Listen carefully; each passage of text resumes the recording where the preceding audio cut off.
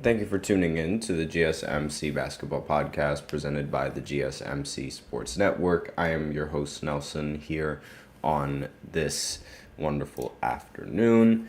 And it's another little bit of a slow day for basketball yet again. So for another time, we're going to be doing another list of the NBA teams if I was a fan of them, depending on their division. So now we're going to be doing the Southeastern division, and there's a couple of interesting teams there, and I'm gonna go ahead and talk a little bit about that, and then in the second segment, I'm going to talk about the WNBA and Caitlin Clark breaking the 3-point record that the 3-point rookie record that was set like 2 years ago. So I'm just going to talk a little bit about that and my opinions on that. And then in the third segment, I'm going to talk about T-Mac, Tracy McGrady, and he recently made a list of who he thinks the top 5 scorers in NBA history are. So I'm just going to go ahead and look over that list and talk a little bit about that, give my opinions on that, say what I think. And then in the fourth segment, I'm going to talk about some basketball news that's surrounding the NBA. And, this is going to it could be free agent signings, it could be just hot takes, some things that are like being said, and I'm going to go ahead and I'll talk all about that in the fourth segment, mainly probably Lonnie Walker and his signing with the Boston Celtics. And then in the fifth segment, same as before, I'm going to be talking about a player who I feel doesn't deserve to win an MVP in a specific year. So, I did it last time with Charles Barkley and how I feel Michael Jordan deserved to win the MVP over him, and I'm gonna do it again with somebody else. And we are still in the 90s, so I might think that MJ deserves the MVP over some of these players, but I'll go ahead and reveal exactly what that fifth segment is going to be after the fourth segment. But before I begin, I'd like to remind everybody that we love hearing from what you guys have to say. Whether you have a hot take, a burning question, something you've been wanting to share, we're all ears. The show is about keeping the conversation lively.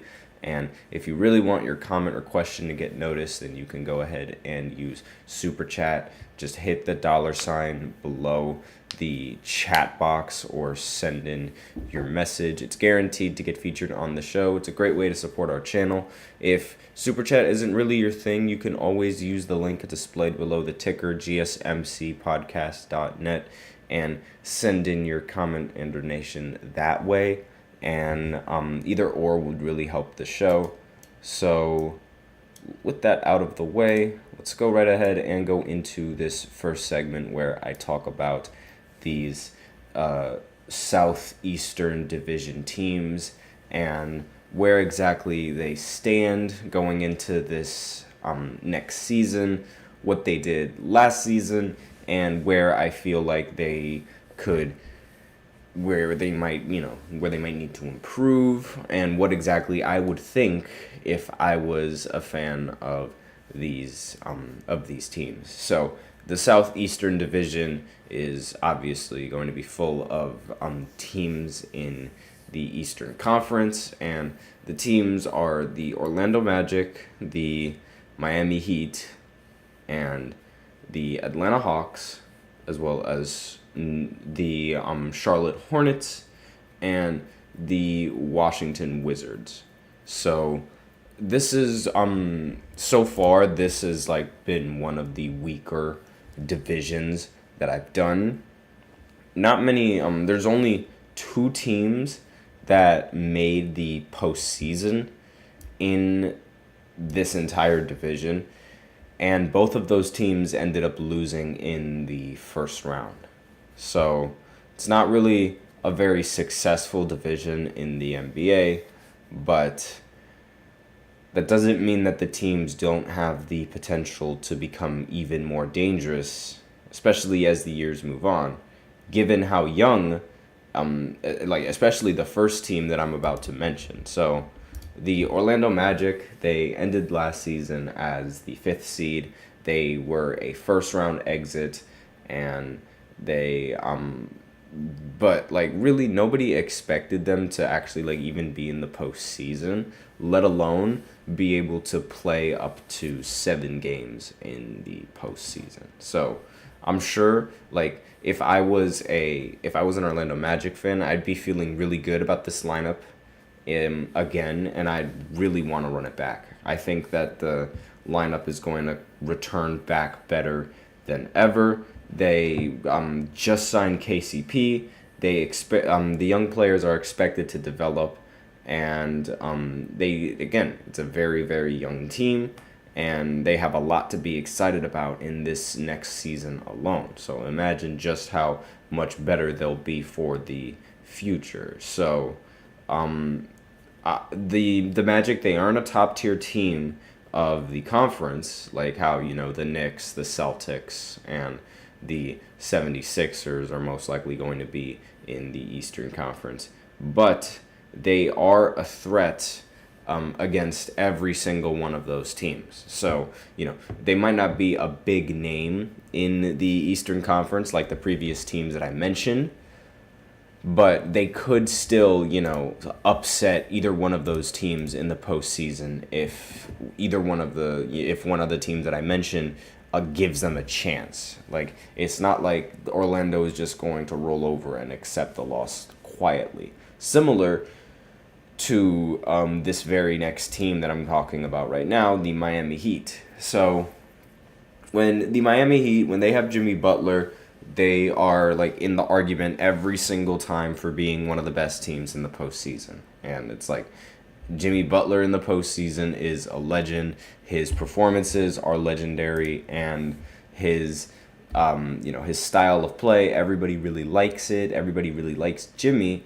and most of the time, whenever he's healthy in the postseason, the Miami Heat have and find success. But in this year, he was not in the postseason, and unfortunately, the Heat were only able to win 1 game in the entire postseason, and they lost in the first round as the 8th seed.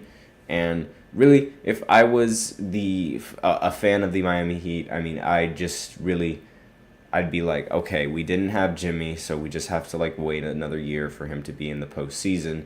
But now I'd be a little bit more scared considering the fact that Jimmy Butler still hasn't re-signed with the Miami Heat. So it's starting to look like this is going to be the last year for Jimmy Butler, which is something that I wouldn't want to happen if I was a Miami Heat fan. Like, I'd want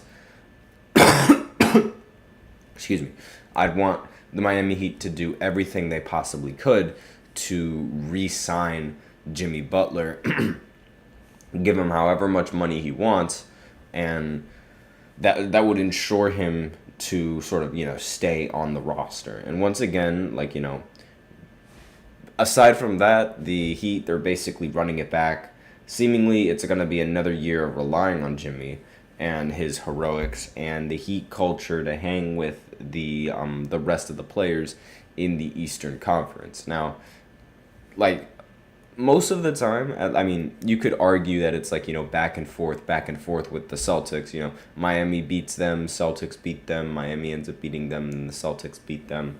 And it's a little bit of a cycle that they go through. So maybe you might want to argue that the Heat end up beating the Celtics in this go round as opposed to the previous one. But who knows, again, what their ceiling could be. It's all dependent on how well Jimmy Butler plays in the postseason. They are primarily known as a postseason team, so it's like, what they do in the regular season doesn't really matter to a lot of people. So, the postseason is really where this team is supposed to shine. But this team, however, used to be one of the most feared teams in the postseason, with Trae Young and his Atlanta Hawks being able to make it to the Eastern Conference Finals in that 1 year. I believe it was 2021. He made it to the he made it to the conference finals before Luka, by the way. But ever since then, ever since that season, he hasn't really found that much success in the postseason. And, I mean, you could argue that his series, I mean, again, like, the only really good series that he had was against the Knicks in the first round when Julius Randle was their best player. And it's like, I mean, this Atlanta Hawks team with Trae Young and DeJounte has been rather mid, and it's like, you know, you can't be mid when you have a duo as talented as those two, in my opinion. And they are a 10th seeded team. They lost in the play-in, and they're led by a great, fantastic player, but they're just like an army of just mediocre players. So it's like, I mean, most of the success they get comes from Trae Young, and he needs to be surrounded by competent role players if they really want to have some sort of chance in winning.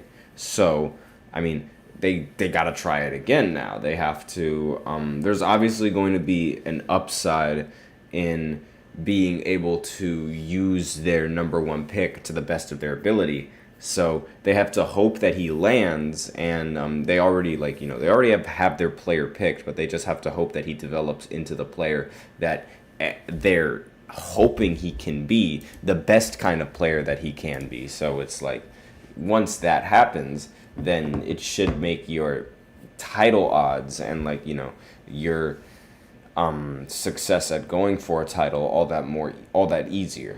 So now we have two of the bottom feeding teams in the Eastern Conference. We have the Charlotte Hornets, and they are the 13th seed in the entire NBA. They were terrible in last season. They were they were so bad. They were less than good last year. They were less than good the year before that. It's just been a train wreck.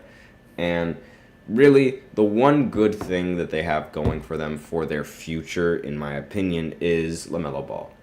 Like, the Ball brother, the Ball boy, he is a fantastic player. And really, the one problem with him is that he keeps getting injured. He keeps getting these ankle injuries, and they affect him in the worst possible way. He gets them at the worst possible times as well. And he's very young for the team. Like, he's still a very young guard, but the fact that he keeps getting injured this much is just like, you know, it's shaving off more years that you could get from him. And he's the team looks capable and competitive on paper, but they haven't really been in the playoff conversation for a very long time. And it's like, you know, if they can get into the play-in conversation with the team they have now, then that's a pretty good start.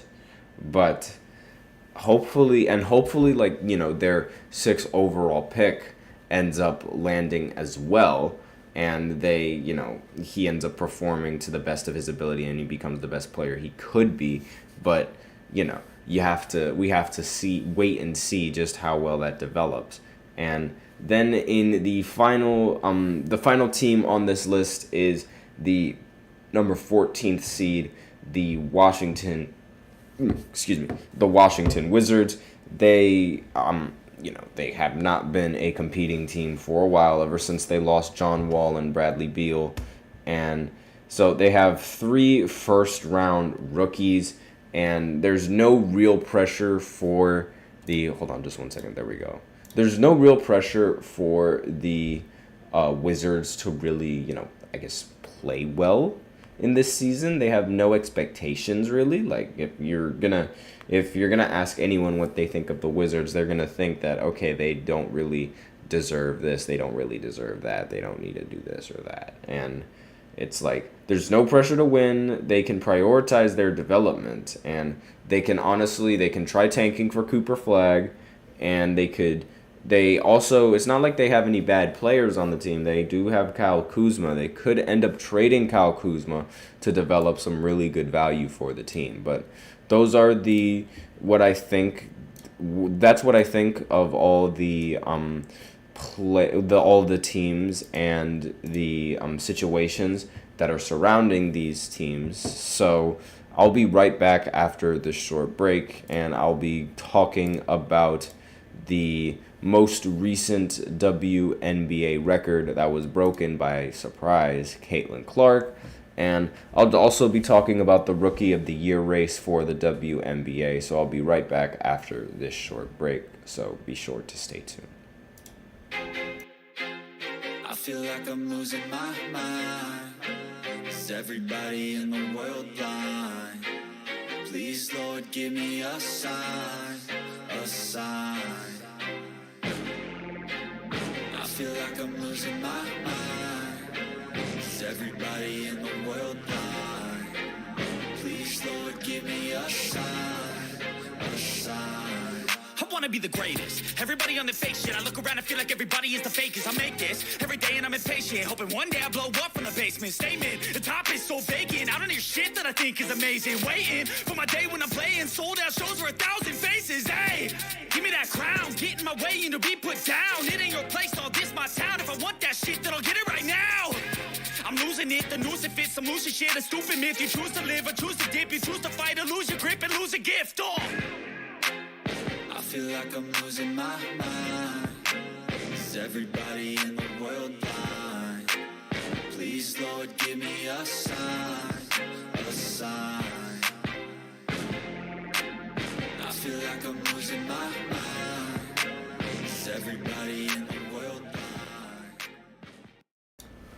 And we are back with the second segment of the GSMC Basketball Podcast presented by the GSMC Sports Network. And in this second segment, I'm going to be talking about Caitlin Clark breaking another WNBA record in her recent outing last night, or actually a couple of nights ago now that I think about it. But again, like, she is a phenomenal player. I'm just going to go ahead and talk a little bit about her achievements and exactly what she did.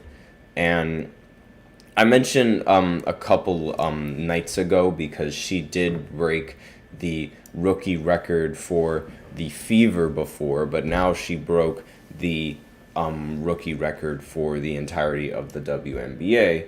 But before I go ahead and continue with this segment, I do want to remind everybody that we do love to hear from what you guys have to say, whether you have a burning question, whether you have a hot take, or something that you've been dying to share. We are all ears. The show is about keeping the conversation lively, making sure your voice is a part of the mix. If you really want your comments or question to get noticed, just hit the $ below the chat box.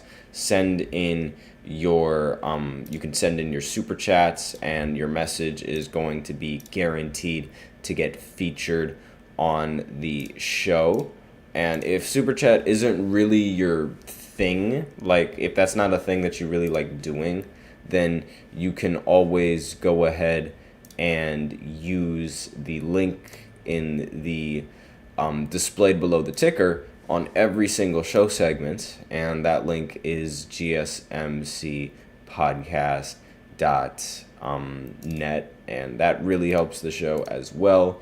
That also, again, it makes the show much more interactive between myself and you guys.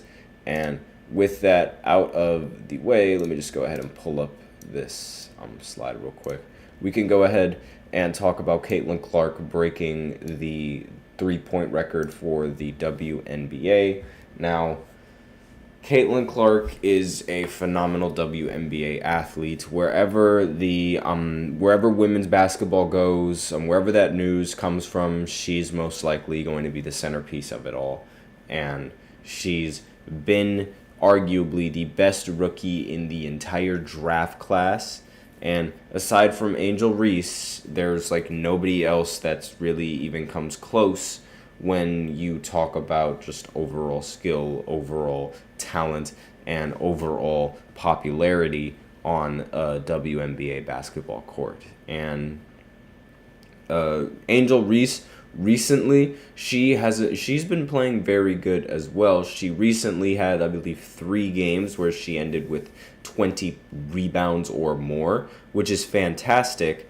And what makes it even more crazy is how Caitlin is still getting more attention than Angel, and Caitlin is like well ahead of the Rookie of the Year race compared to Angel. So it's like, Caitlin is so far ahead in that debate. Like, Angel isn't even a part of the debate anymore. It's really just a matter of when Caitlin is going to win the Rookie of the Year and if she's going to win it unanimously. Like, the question of her winning it now is just a matter of time.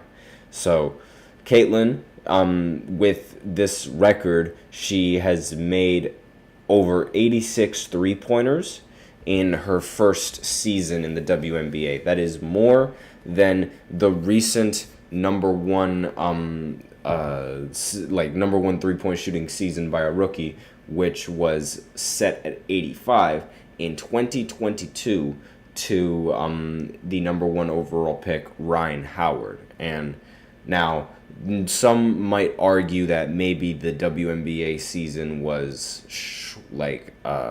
how should I say? Maybe it was the season back then was shortened, but the recent record set by Ryan Howard was broken in 34 regular season games, but Caitlin Clark ended up breaking this record after playing 31 regular season games. So she made three three-pointers in the 84-80 win over Connecticut on Wednesday. And it should also be pointed out that ever since, I believe, Diana Taurasi ended up talking down about Caitlin, saying that the WNBA is going to be a rude awakening for her, she has won in practically every single matchup against Diana.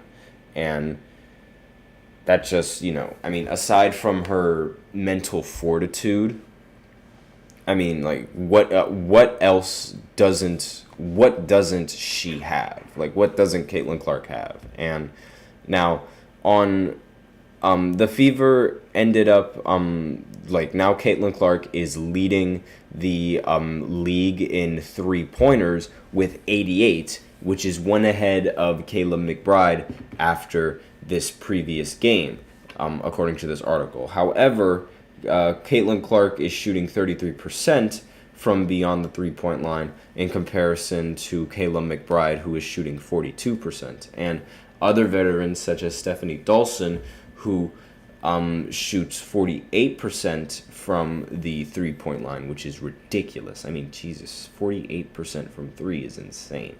But Clark has also been able to make 37% of her three-pointers since the 36% of her three-pointers since the Olympic break, and the Fever have a 4-1 record in the span of her shooting the ball this well. The Fever are overall, they're 15-16, and they're one game behind Phoenix for the 6th place in the entire WNBA, in the standings. And they also have a tiebreaker in hand, just in case if they need one.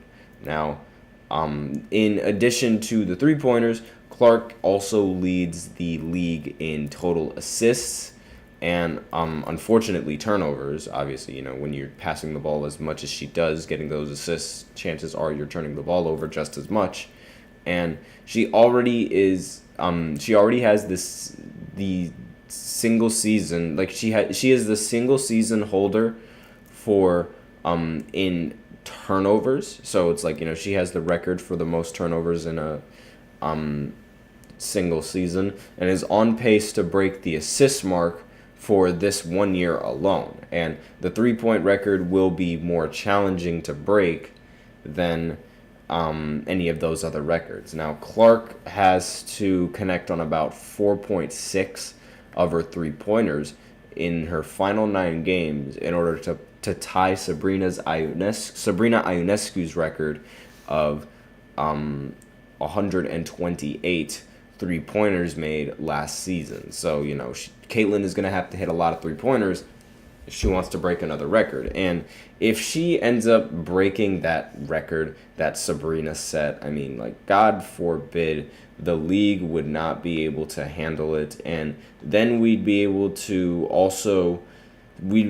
see Caitlin Clark in the postseason, which was something that wasn't really looking all that likely in the beginning of the season. If you remember in the beginning of the season, the Fever, they were super, super, super bad. I think they were 1-6 at one point, and they've recently turned that around. They've been a far better team than what they were in the beginning of the year, where it seemed like Caitlin was the only player on the team, sad but true. And now it seems like she has a lot more help in a lot of these games that I've watched. It seems like despite the adversity, now the rest of the players, they're responding to the moment a lot better, and it's not just Caitlin Clark out there doing the most of the work. And when you have that, I believe you have a team that's ready to compete and against the best teams in the WNBA, because it's they're the biggest obstacle in the postseason for, I think, every single team in the entire WNBA is going to be going up against the Liberty. And they have a fantastic team. They have Brianna Stewart. They have Sabrina Ionescu. They have they just have great talent overall over there.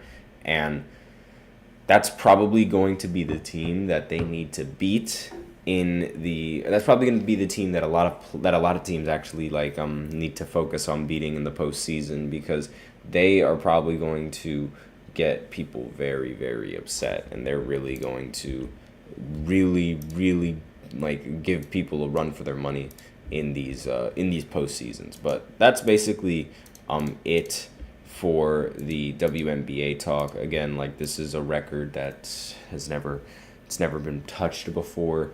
Not that it hasn't ever been touched before, but it's another record that Caitlin easily broke in her first year. And it's what can't she do at this point? She's already leading the entire WNBA in 2 different categories. And it's that's just a fantastic feat to, have under your arsenal. Even though you might not be entirely efficient, it doesn't matter. You are producing the most 3-pointers in the entire WNBA, as well as being able to produce the most assists in the WNBA. The assist part is probably the most impressive part of her entire sort of I guess you could say statistical accolades that she's accumulating throughout her career. Because let's face it, getting assists is hard enough, especially when you're put in a, I've said it before, my stance on the team is going to be the exact same. When your team isn't really all that good and you're still able to rack up as many assists as she does, it's you're really doing what it takes to make your team better. And really, how could you not like that in one of your best players? You know what I'm saying? You would love for that to be a quality that your draft pick has, or your rookie player that you just acquired has. And that's the impact that they're bringing day in and day out in every single game. Because it's let's face it, she's getting all the attention that she's getting from all these fans for a reason. But anyways, aside from that, we are out of time for this second segment. So now I will go ahead and go into the third segment, where I talk about T-Mac and his list of the best scorers in the NBA. In the history of the NBA. So I'm just going to be talking about that right after this short break. So be sure to stay tuned. Looking for your daily fix of sports talk without having to pay for it? GSMC Sports Network is available on YouTube. Just search GSMC Sports Network. Get your fix of daily sports talk shows on YouTube, absolutely free. NFL, college football, NBA, MLB, MMA, UFC, fantasy football, and so much more. GSMC Sports Network has shows running all day long, with new sports shows starting every 2 hours. Just like on your favorite cable sports channel, except GSMC Sports Network is absolutely free. Just search GSMC Sports Network on YouTube to catch one of your new favorite shows, like the GSMC College Football Podcast, Chip Shot Football Podcast, Hoops and Heels Women's Sports Podcast, GSMC Basketball Podcast, and so many more. Check it out for yourself. GSMC Sports Network, now available on YouTube absolutely free. Search GSMC Sports Network on YouTube right now. And we are back with the third segment of the GSMC Basketball Podcast presented by the GSMC Sports Network. And in this third segment, I'm going to be talking about T-Mac's list of the best scorers in the history of NBA basketball. This is his list, and he had it in a specific order. So it goes in its top 5. So it goes like the order is going to be in from the best to the worst on this entire list. So hold on just one second. There we go. And T-Mac, obviously, T-Mac, he's a fantastic player. He's one of those players that a lot of people believe was robbed due to a career full of injuries. And a lot of people think that if injuries never happened to somebody like T-Mac, he would be a player that is sitting on not only numerous championships, but also numerous accolades in the NBA, because he would have had a much longer career, and he could have been a much better player had injuries not had he not succumbed to his injuries in a rather early stage, I guess you could say. And so, he was if you want to talk about one of the league's best scorers in the NBA, then T-Mac is probably going to come up in a lot of people's, in a lot of conversations with a lot of people, because T-Mac was a phenomenal scorer when he was on the Orlando Magic. More so on the Magic than when he was on the Houston Rockets. However, on Houston, he did end up scoring that ridiculous 13 points in like 11 seconds or something like that. And he obviously, you have to be a phenomenal scorer to be able to do that. And to have his opinion on the scoring list, you would usually think that they have some say in these kinds of conversations, because not only have they most likely played some of these players, but they also they can talk the talk. It's not like they're just talking out of just from what they see with their eyes. Like, they're talking about what they see up close, because it's most of the players on these lists he's played against, and it would make sense how he would have some players like that on the list, and how he might not have several other players on the list that you would consider them over these players. Because this list right here, in my opinion, it's not really the best top 5 scoring list you could make. And especially for somebody who's as smart and as as intelligent in the basketball world as T-Mac. So Michael Jordan is number 1, which is not a problem. I don't have a problem if you have Michael Jordan at number 1. Kobe Bryant is second on this list, and that makes complete sense why Kobe Bryant would be so high on his list, and why he would also even be on his list. Kobe is arguably one of the league's best scorers. Aside from Wilt Chamberlain's 100-point game, Kobe had the best performance by the best scoring performance by any NBA player. And in the modern NBA, it's by far one of the best scoring performances that the league has ever seen. And not to mention, Tracy McGrady has always held Kobe to high regard, and Kobe has always held Tracy McGrady to a high regard because they both see each other as very competent scorers and very competent basketball players. Like, to Kobe, T-Mac was essentially him, except much taller. And Kobe felt that T-Mac had a better advantage in every single category and in every single department because of, T-Mac was able to utilize his height so well. And so despite that, T-Mac still had tremendous respect for Kobe and everything that Kobe has been able to do. But so that's the reason why he is ranked second on this list. Next is Carmelo Anthony, who is probably, in my opinion, the most controversial one on this entire list. Then he put himself, which makes complete sense. And then he put Kevin Durant directly after that. And again, it's rather controversial because it's like, if you're going to put Kevin Durant on the list, then you got to put him ahead of yourself. I'm sorry to say, but that's how it works. And don't even get me started with Carmelo Anthony. I love Carmelo. He's a great player. Excuse me. He had a great time on the Knicks, and he's obviously, in the conversation as being one of the best Knicks in the history of basketball. If Jalen Brunson doesn't quickly steal that highlight from him.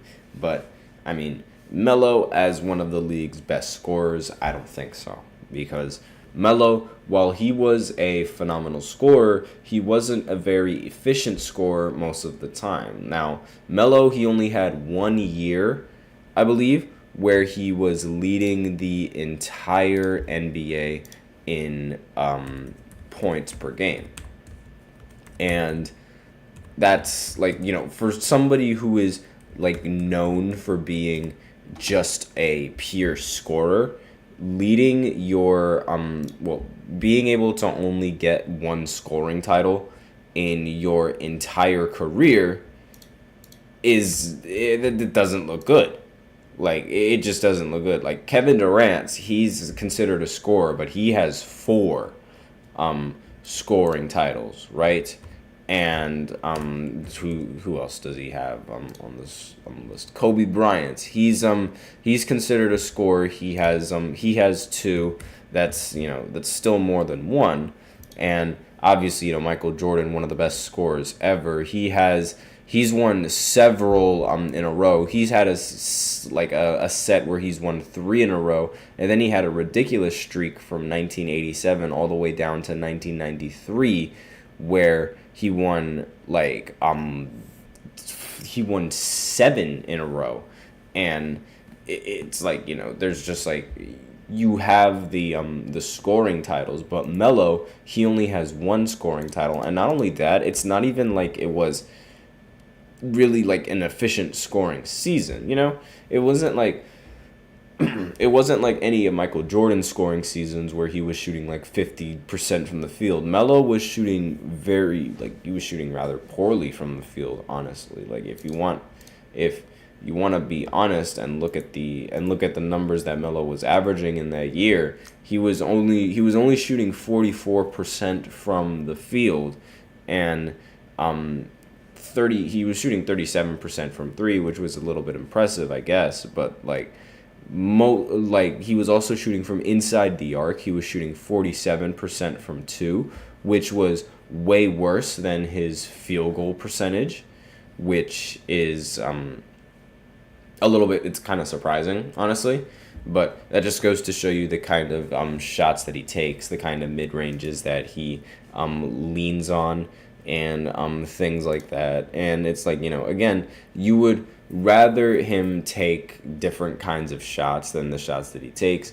And I would also much rather somebody else on this list as opposed to Carmelo Anthony. And I don't understand why people are so afraid of putting LeBron James in these best scoring lists, because it's like, if you want to put Carmelo Anthony on this list, you can easily put LeBron on there. I mean, LeBron has as many scoring titles in his career as Carmelo Anthony does in his career, and one gets considered in scoring titles more than the other just because one is considered holds the title of scorer.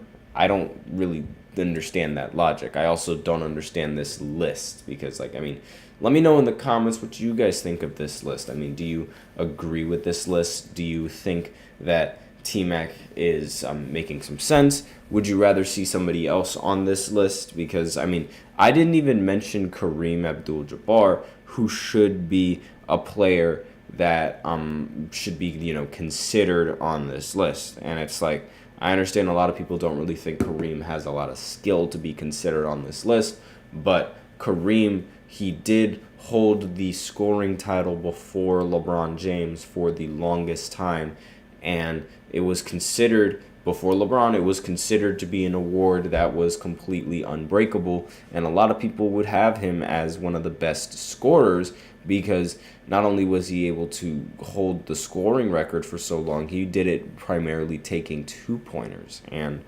not only that, Wilt Chamberlain is also another one of these players that should probably be on this list, but isn't on this list. But, aside from it, that would probably be what I would amend if if I was looking at this list. I would amend Carmelo Anthony with LeBron. I would amend Tracy McGrady with Kareem, and I would amend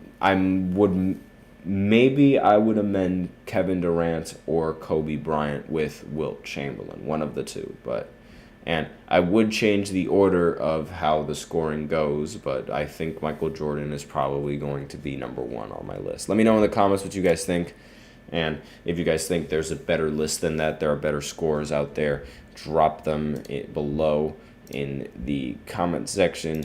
But I'm going to go ahead and go into the fourth segment where I talk about Lonnie Walker getting traded to the Celtics, because that's right now is the biggest story going on in the basketball world. So I'll be right back after this short break.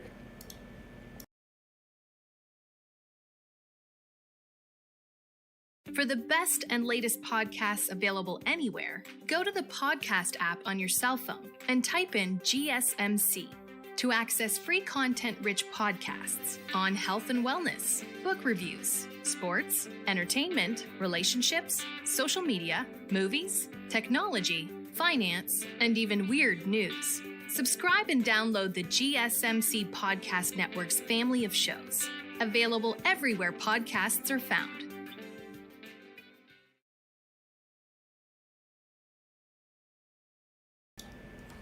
And we are back with the fourth segment of the GSMC Basketball Podcast presented by the GSMC Sports Network. And in this fourth segment, I'm going to be talking about some basketball news that's going on, some, free agency talks, and the season, is getting closer. So just going to talk about some of the big topics that are going around in the NBA right now as we speak.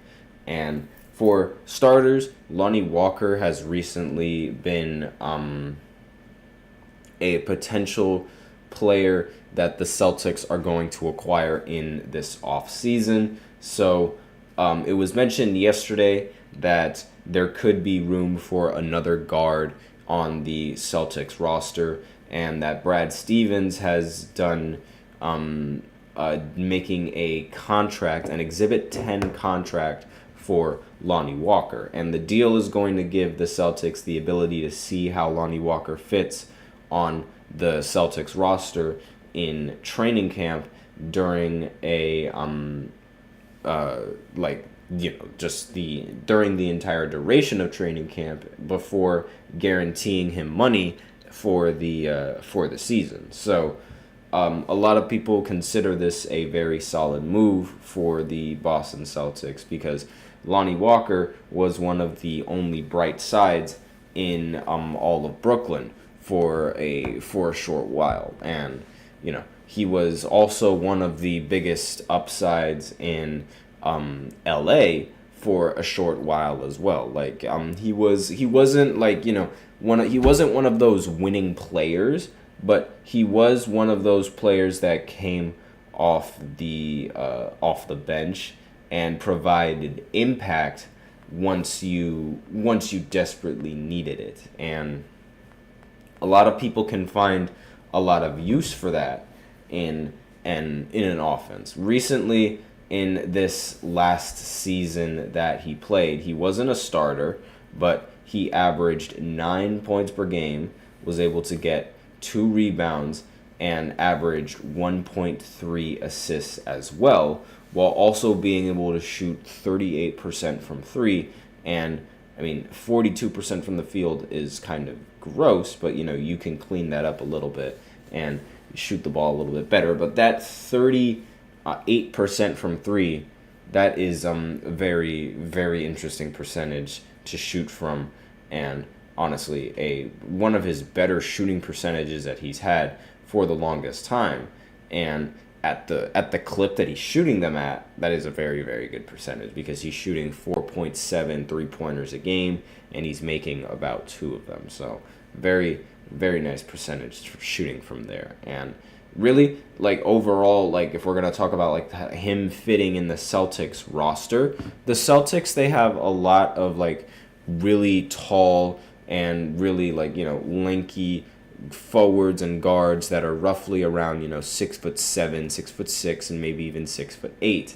And I think somebody like Lonnie Walker, being 6'4", fits the category rather well. And he plays the shooting guard position, and he's probably not going to get as many minutes as the starters are going to get, but I wouldn't be surprised if they sort of bring him in the rotation as one of their leading units coming off of the bench. And it's not like the team is a stranger in creating stars out of guards that are 6'4". The Celtics are indeed responsible for the development of Derek White, and there is a possibility that Lonnie Walker could be the next person up there in taking that mantle. But again, we have no idea how it's going to work. Let me know in the comments what you guys think of the Celtics acquiring Lonnie Walker. I think maybe as he'd be a very great player to have coming off as a rotation player, like maybe when Drew Holiday is thinking of sitting down, or maybe when Derek White is thinking of sitting down, mainly because of how I know Lonnie Walker's, like, his game is more like how do I describe his game?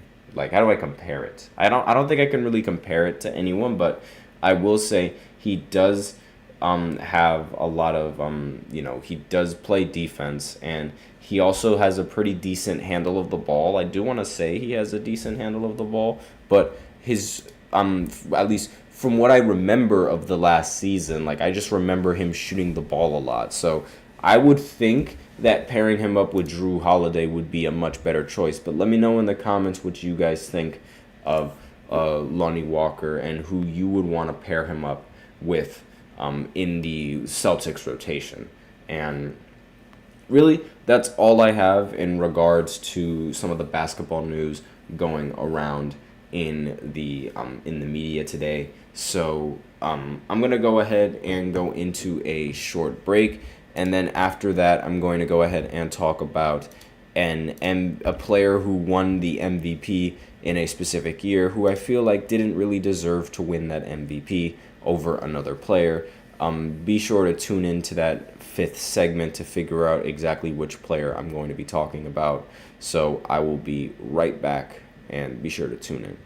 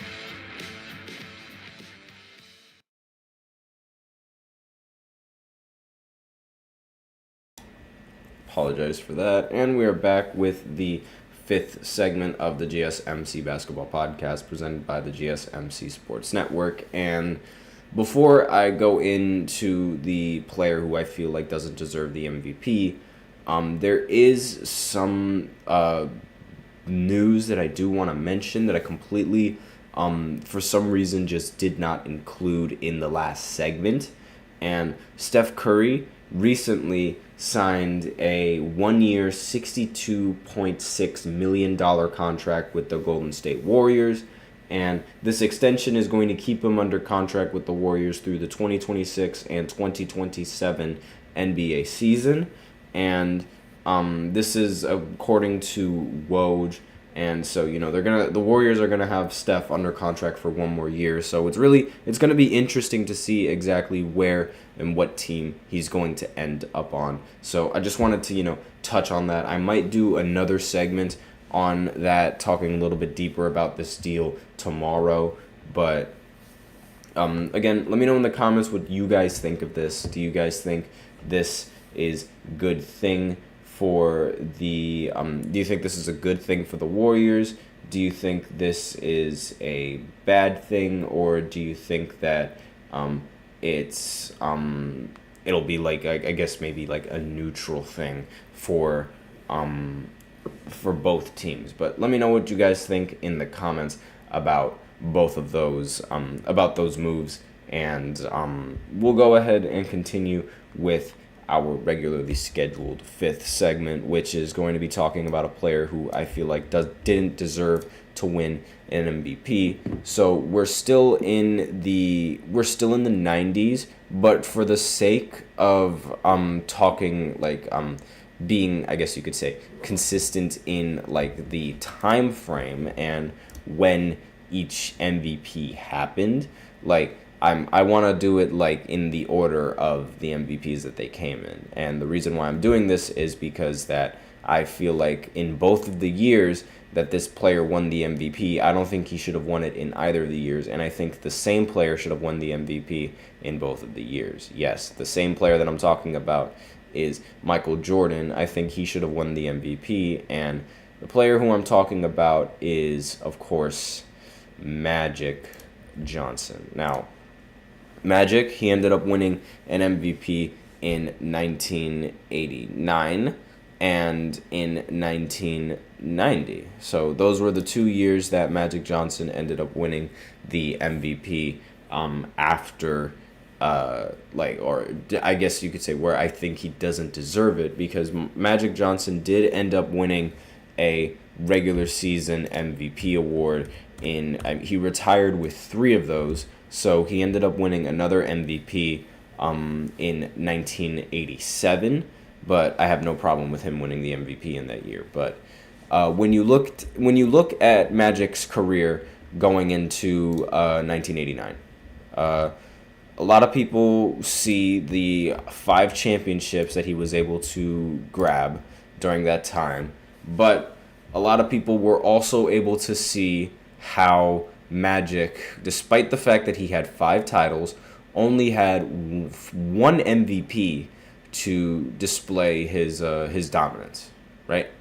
And towards the end of his career, like towards the latter half of his really long and great NBA career, like the prime of his career, I should say, like towards the end of it, because like Magic Johnson, the best years of Magic, you could argue it was from when he started all the way down to 1991, right? And heck, you could even argue that maybe his best year was it wasn't even like it ended in 1990. You could argue that like that's exactly when his prime ended. But again, the way that the MVP voting and the way that it was constructed and the way that it worked, some might argue a little bit differently. But anyways, you looked at Magic in with his career, and he has ridiculous he has a lot of postseasons, and he has a lot of postseason wins. He has a lot of postseason rings. He has a lot of finals MVPs, but he doesn't have a lot of regular season MVPs. And it seemed like towards the end of his career that most of the voters sort of, it seemed like most of the voters were trying to force Magic's way into winning as many MVPs, if not more MVPs than than Larry Bird did in his career. Remember, Larry Bird won 3 MVPs, so it only makes sense that Larry and Magic end up their careers having the same amount of MVPs. It's only poetic that they do that. So, but in this specific year, in 1989, there's no real reason for Magic to win the award over somebody like Michael Jordan. Like Magic Johnson, he averaged a ridiculous 23, 8, and 13 per game. He had the advantages in the assists, and he also had the advantages in team record, but Michael Jordan had the advantages in everything else, averaging 33 points per game, 8 rebounds, 8 assists, and as well as shooting 53% from the field. And, his advanced numbers completely destroy Magic Johnson's, and it's like if I were to give the vote to anybody in that year, I would give it to Michael Jordan, because let's face it, in 1989 we all know that Michael Jordan was the best player in the NBA. Not to mention, I didn't even mention that he was almost averaging almost 3 steals in that year as well. He was averaging 2.9 steals per game, which is basically 3. And while his 3-point percentage wasn't all there in the 1989 postseason, not postseason, but in the 1989 regular season, it wasn't all there in the previous years either. And in the last season in 1988, he ended up winning the MVP, and he was shooting 13% from 3. So, excuse me. But it's not really a problem, mind you. It's just I'm just nitpicking here a little bit. And if you were paying attention, then you would have noticed that I mentioned that Magic ended up before 1989, Magic ended up having only 1 MVP, and he needed to get the same as Larry. And if you paid attention, I said Larry had 3 MVPs. So that would mean that between 1989 and between Magic retired, so 92, something like that, Magic would have had to win 1 more MVP. So he ended up winning back-to-back MVPs, and he won in 1989, and then he won in 1990. And it's basically the same story, where it was the last MVP that Magic needed to tie Larry in total MVPs. And, in order to tie him, they just needed to have him there to sort of, they needed to have him there to win the award again. And Magic, again, he held the advantages in team record and in assists, but Michael Jordan, once again, dominated everywhere else. It was basically the exact same story from what it was last season. Magic averaged 22 points, 12 assists, and 6 rebounds, but Michael Jordan averaged 34 points, 6 assists, and 7 rebounds as well. So it's the numbers are close to the same, the story is close to the same. It's more or less just a repeat of the previous year. And really, the big difference is just how the voting took place as well. Because the crazy part about it is that in 1990, Michael Jordan wasn't even second place in the MVP voting. No, he ended up getting third place, despite averaging 34, 6, and 7. And Charles Barkley ended up getting the MVP. Not the MVP, but he ended up getting the most first place votes in the MVP race, but somehow ended up getting second place. So this MVP was literally just given to Magic to tie Larry Bird, because Charles, technically, he should have won the MVP because he ended up getting the most first place votes. This is the first and only time in the history of the NBA where an MVP, an MVP caliber player, ended up getting the most first place votes, but didn't end up winning. And it's kind of ridiculous how that happened. And it's also kind of ridiculous how it happened to Barkley. Of course it happened to Barkley. That's one less MVP that he has to talk about. But I mean, that's what can you do as an NBA player? But that's all that I have today on this podcast. Let me know in the comments what you guys think of this segment. Do you guys think that the voting was wrong in both of those years? Would you rather see Charles Barkley win an MVP? Would you rather see Michael Jordan win the MVP? Let me know in the comments what you guys think. And again, thank you so much for tuning in to the GSMC Basketball Podcast presented by the GSMC Sports Network. Your support means a lot to us, so remember to subscribe to the show, leave a positive review. It really does make a difference. We also invite you to follow us on Facebook, Twitter, TikTok, and Instagram for more content and updates. And we do love to hear what you guys have to say for the show. And if you really want your comment or get mentioned, then you can use Super Chats and just click the $sign below the chat box. Send in your message. It's guaranteed to get featured on the show. It's a great way to support our channel. If Super Chat isn't really your thing, you can always go ahead and use the link displayed below the ticker on every show segment, gsmcpodcast.net. Either or really helps the show. And thank you so much for tuning in to this podcast today. And I am your host, Nelson, and I'm going to be here once again tomorrow, same time at 12:30 to do the segment once again. So I'll see you guys until then. So take care and have a good one.